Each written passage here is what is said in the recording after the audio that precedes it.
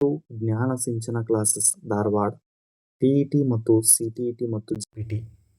ಇವುಗಳನ್ನು ಅಧ್ಯಯನ ಮಾಡ್ತಕ್ಕಂತಹ ಶಿಕ್ಷಕರೇ, ಸ್ಪರ್ಧಾರ್ಥಿಗಳೇ ಮತ್ತು ಸ್ನೇಹಿತರೆ, ತಮ್ಮೆಲ್ಲರಿಗೂ ಈ ಒಂದು ವಾಟ್ಸಪ್ ಗ್ರೂಪ್ಗೆ ಸ್ವಾಗತವನ್ನು ಬಯಸುತ್ತೇನೆ.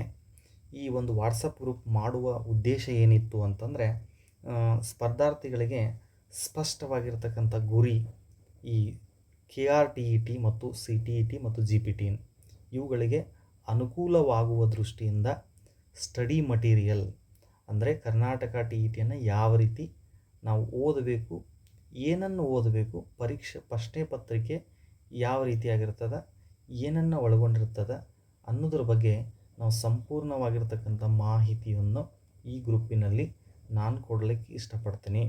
ನಂತರ ಕರ್ನಾಟಕ TET ಇದ್ರ ಬಗ್ಗೆ ಹೇಳ್ಬೇಕಂತಂದ್ರೆ, ಇದು ಕರ್ನಾಟಕ ಸರ್ಕಾರ ನಡೆಸ್ತಕ್ಕಂಥ ಒಂದು ಎಲಿಜಿಬಿಲಿಟಿ ಟೆಸ್ಟ್. ಇದು ಅರ್ಹತಾ ಪರೀಕ್ಷೆ. ಇದು ಕರ್ನಾಟಕ ಟೀಚರ್ ಎಲಿಜಿಬಿಲಿಟಿ ಟೆಸ್ಟ್ ಅಂತ ಕರಿತೀವಿ. ಇದನ್ನು ನಾವು ಏನಾದರೂ ಪಾಸ್ ಮಾಡಿದರೆ ಮುಂದೆ GPSTR ಕರ್ನಾಟಕ ಸರ್ಕಾರ ನಡೆಸ್ತಕ್ಕಂತಹ ಪ್ರಾಥಮಿಕ ಪದವೀಧರ ಶಿಕ್ಷಕರು ಅಂತ ಏನು ಕರಿತೀವಲ್ಲ, ಅದಕ್ಕೆ ನಾವು ಅರ್ಹತೆಯನ್ನು ಪಡ್ಕೊಳ್ಳೋಕ್ಕೆ ನಮಗಿರ್ತಕ್ಕಂಥ ಒಂದು ದಾರಿ ಅಂತಂದ್ರೆ ಈ ಕರ್ನಾಟಕ TET.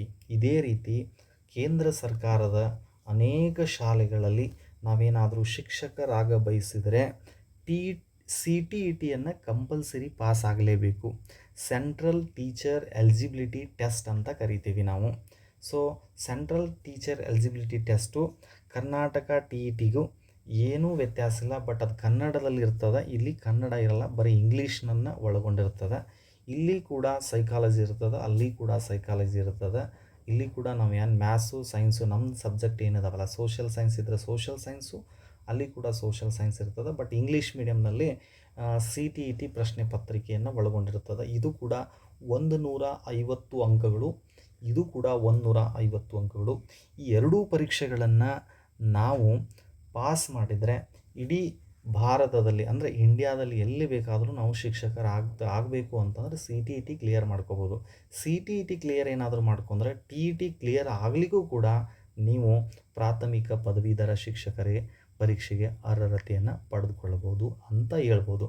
ಇವಾಗ ನಿಮಗೆ ಒಂದು ಒಳ್ಳೆಯ ಸುವರ್ಣಾವಕಾಶ ಅಂತ ಹೇಳ್ಬೋದು. ಒಂದು ಸರ್ ನಾನು TET 1 ಮಾರ್ಕ್ಸು 2 ಮಾರ್ಕ್ಸು ಹೋಗಿದೆ ಅಂತಂದರೆ ನಿಮಗೆ CTET ಆದರೂ ಕೈ ಹಿಡಿಬೋದು. ಅಥವಾ CTET 1 ಮಾರ್ಕ್ಸು 2 ಮಾರ್ಕ್ಸಲ್ಲಿ ಹೋಗಿದೆ ಅಂತಂದರೆ ಕರ್ನಾಟಕ TET ಕೂಡ ನಿಮ್ಮನ್ನ ಕೈ ಹಿಡಿಬೋದು. ಆದ್ದರಿಂದ ನಿಮಗೆ ಈ ಒಂದು ಗ್ರೂಪಿನಲ್ಲಿ ಇವುಗಳನ್ನು ಯಾವ ರೀತಿಯಾಗಿ ನಾವು ಪ್ಲ್ಯಾನಿಂಗ್ ಮಾಡಿ ಕ್ರ್ಯಾಕ್ ಮಾಡ್ಬೋದು, ಅರ್ಹತೆಯನ್ನು ಪಡ್ಕೋಬೋದು. ಕರ್ನಾಟಕ TETಗೆ ಇರತಕ್ಕಂತಹ ಸಿಲೆಬಸ್ಸು ನೋಡಿದರೆ ತುಂಬ ಹೆವಿಯಾಗಿದೆ. ಅದನ್ನು ಯಾವ ರೀತಿಯಾಗಿ ನಾವು ಓದಬೇಕು, ಪ್ರಶ್ನೆ ಪತ್ರಿಕೆಯನ್ನು ಯಾವ ರೀತಿ ಬಿಡಿಸಬೇಕು ಮತ್ತು ಸಮಯದ ನಿರ್ವಹಣೆ, ಟೈಮ್ ಮ್ಯಾನೇಜ್ಮೆಂಟ್ ಅಂತ ಏನು ಕರಿತೀವಲ್ಲ, ಅದನ್ನು ಯಾವ ರೀತಿಯಾಗಿ ನಾವು ತಿಳ್ಕೋಬೋದು ಅನ್ನೋದನ್ನು ಈ ಒಂದು ಗ್ರೂಪಿನಲ್ಲಿ ನಾವು ನೀವುಗಳೆಲ್ಲ ಚರ್ಚೆ ಮಾಡ್ಬೋದು. ಸೊ ಫಸ್ಟ್ ಈ ಒಂದು ಗ್ರೂಪಿನಲ್ಲಿ ನಾನು ನಿಮಗೆ ಹಂತ ಹಂತವಾಗಿ ಅಂದರೆ ಈಗಂತೂ ಸಾಕಷ್ಟು ಮಟೀರಿಯಲ್ ಬಂದದ. ಆದರೆ ಏನನ್ನು ಓದಬೇಕು, ಹೆಂಗೆ ಓದಬೇಕು, ಅದನ್ನು ನಾವು ಯಾವ ರೀತಿ ಓದಿದ್ರೆ 120 ಅಂಕಗಳೊಂದಿಗೆ ನಾವು ತೇರ್ಗಡೆ ಆಗಬಹುದು, ಇವುಗಳನ್ನೆಲ್ಲ ನಾನು ಈ ಒಂದು ಗ್ರೂಪಿನಲ್ಲಿ ಒದಗಿಸ್ತೀನಿ. ಸೊ ಇಲ್ಲಿ ಹಳೆಯ ಪ್ರಶ್ನೆ ಪತ್ರಿಕೆಗಳನ್ನು ಕೂಡ ನಾನು ಬಿಡಿಸ್ತೀನಿ. ಜೊತೆಗೆ ಹಂತ ಹಂತವಾಗಿ ನಿಮ್ಗೆ ನಾನು ಹೇಳ್ತಾ ಹೋಗ್ತೀನಿ. ಸಂಪೂರ್ಣವಾಗಿ ನಾನು ಕ್ಲಾಸ್ ಮಾಡ್ತೀನಿ ಅಂತ ಹೇಳೋದಿಲ್ಲ. ಬಟ್ ನಿಮಗೆ ಏನನ್ನು ಈ ಗ್ರೂಪಿನಲ್ಲಿ ಇರ್ತಕ್ಕಂಥ ಎಲ್ಲ ಅಭ್ಯರ್ಥಿಗಳಿಗೆ ಯಾವ ರೀತಿ ಓದಬೇಕು, ಹೆಂಗೆ ಓದಬೇಕು, ಏನು ಓದಬೇಕು ಅನ್ನೋದನ್ನು ನಾನು ಸ್ಪಷ್ಟವಾಗಿರ್ತಕ್ಕಂಥ ಮಾಹಿತಿಯನ್ನು ಈ ಗ್ರೂಪಿನಲ್ಲಿ ಕೊಡ್ತೀನಿ ಅಂತ ಹೇಳ್ತಾ, ಸ್ಪರ್ಧಾರ್ಥಿಗಳೇ, ಈ ಒಂದು ಗುಂಪಿನಲ್ಲಿ ಮೊದಲ ಹಂತ ಏನು ಅಂತಂದರೆ ಅಪ್ಲಿಕೇಶನ್ ಹಾಕುವಾಗ ಗಮನಿಸಬೇಕಾದ ಅಂಶಗಳು ಏನಿವೆ ಅನ್ನೋದನ್ನು ನಾವು ನೋಡ್ಬೋದು. ಒಂದು, ಅಪ್ಲಿಕೇಶನ್ ಹಾಕುವಾಗ ನಿಮ್ಗೆ ಯೂಸರ್ ID ಮತ್ತು ಪಾಸ್ವರ್ಡನ್ನು ಕೇಳ್ತದೆ. ಅದನ್ನು ಸರಿಯಾಗಿ ಒಂದು ರೀತಿಯಲ್ಲಿ ಬರೆದಿಟ್ಕೊಳ್ಳಿ.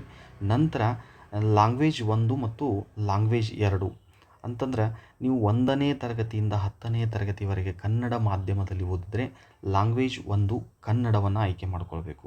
ಇಲ್ಲ ಸರ್, ನಾನು 1ನೇ ತರಗತಿಯಿಂದ 10ನೇ ತರಗತಿ ಆಂಗ್ಲ ಮಾಧ್ಯಮದಲ್ಲಿ ಓದಿದ್ರೆ ನೀವು ಫಸ್ಟ್ ಲ್ಯಾಂಗ್ವೇಜ್ ಏನಿದೆಯಲ್ಲ ನೀವು ಆಂಗ್ಲ ಮಾಧ್ಯಮವನ್ನು ತೊಗೊಳ್ಬೋದು ಅಥವಾ ಇಂಗ್ಲೀಷನ್ನು ಆಯ್ಕೆ ಮಾಡ್ಕೋಬೋದು.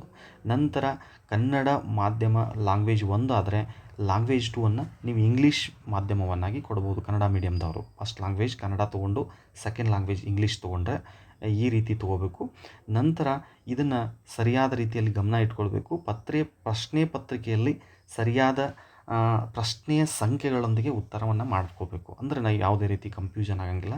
ಇನ್ನು ಈ ಪ್ರಶ್ನೆ ಪತ್ರಿಕೆಯ ಮಾಧ್ಯಮವನ್ನು ಸ್ವಲ್ಪ ಗಮನ ಇಟ್ಟು ನೋಡ್ಕೊಳ್ಬೇಕು. ಕನ್ನಡ ಮಾಧ್ಯಮ ನಿಮಗೆ ಕನ್ನಡ ಆಗಿದ್ದರೆ ಕನ್ನಡ ಮಾಧ್ಯಮನ ಸರಿಯಾಗಿ ಆಯ್ಕೆ ಮಾಡ್ಕೊಳ್ಳಿ.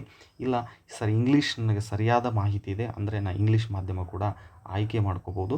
ಸೊ ಸರಿಯಾಗಿ ಗಮನ ಇಟ್ಟು ಅದನ್ನು ನೋಡ್ಕೊಳ್ಳಿ. ಯಾಕಂತಂದ್ರೆ ನೀವು ಅಲ್ಲಿ ಇಂಗ್ಲೀಷ್ ಮಾಧ್ಯಮ ಕೊಟ್ಟಿದ್ದರೆ ನಿಮಗೆ ಇಲ್ಲಿ ಕನ್ನಡದೊಳಗೆ ಮಾಸ್ಟ್ರಿ ಇತ್ತಂತಂದ್ರೆ ಕನ್ಫ್ಯೂಷನ್ ಆಗಿ ಅಲ್ಲಿ ಕೂಡ ಅರ್ಹತೆ ಪಡೆಯೋಕೆ ಆಗೋದಿಲ್ಲ. ಅದ್ರ ಸಂಬಂಧ ಅದ್ರ ಬಗ್ಗೆ ನಿಮಗೆ ಗಮನ ಇರಬೇಕು.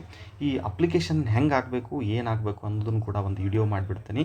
ನಂತರ ಏನಂತಂದರೆ ಇವತ್ತಿನ ದಿವಸ ನಿಮಗೆ ಸಿಲೆಬಸ್ಸನ್ನು ಶೇರ್ ಮಾಡ್ತಾ ಇದ್ದೇನೆ. ಈ ಗ್ರೂಪಿನಲ್ಲಿ ಸಿಲೆಬಸ್ಸನ್ನು ಶೇರ್ ಮಾಡ್ತಾ ಇದ್ದೇನೆ. ಒಂದು CTET ಮತ್ತು TET ಎರಡೂ ಕೂಡ ಸಿಲೆಬಸ್ಸನ್ನು ಶೇರ್ ಮಾಡ್ತಾ ಇದ್ದೀನಿ.